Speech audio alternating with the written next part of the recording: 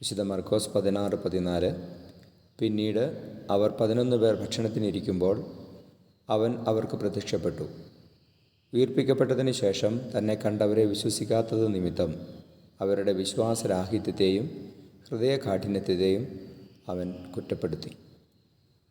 പരിശുദ്ധ പരമദിവ്യകാരുണ്യേശ്വയ്ക്ക് എന്നേരവും ആരാധനയും സ്തുതിയും പുകഴ്ചയും ഉണ്ടായിരിക്കട്ടെ.